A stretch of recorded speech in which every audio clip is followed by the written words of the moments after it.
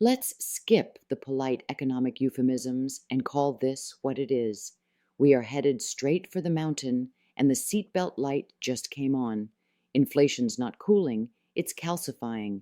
Wages haven't caught up, rent's still a blood sport, groceries feel like luxury items.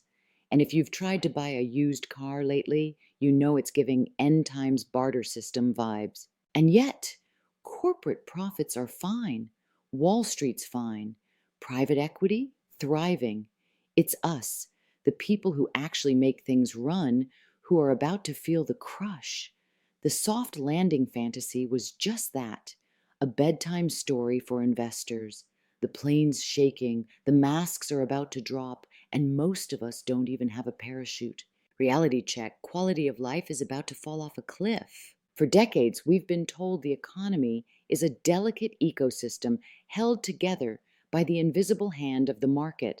Turns out that hand has been busy picking our pockets. Real wages are stagnating, credit card debt is at record highs, and household savings have flatlined. The average person is one medical bill or one rent hike away from collapse. Meanwhile, the same policymakers who told us to tighten our belts bailed out corporations with billion-dollar safety nets.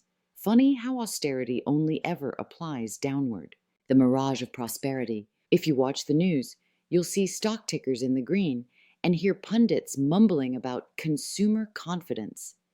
But consumer confidence doesn't pay for childcare, and stock market growth doesn't refill the SNAP benefits that ran out mid-month. Our so-called recovery was built on sand, gig work, credit cards, and wishful thinking.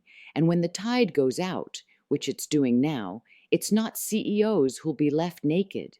It's the rest of us, clutching our DoorDash earnings and trying to decide between insulin or electricity. What happens next? This isn't fear-mongering, it's pattern recognition. When interest rates stay high, wages stagnate, and people start defaulting on debt en masse, the next phase isn't a correction, it's a reckoning.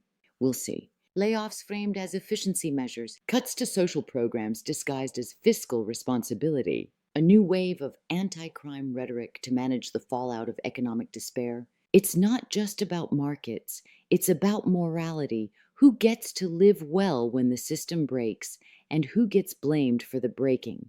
So what do? We organize, we localize, we get loud, because when the economy crashes, mutual aid keeps people fed. When politicians hide behind austerity, collective care is revolutionary. The same systems that criminalize survival work will weaponize this downturn against the poorest among us, sex workers, migrants, people on parole, the unhoused.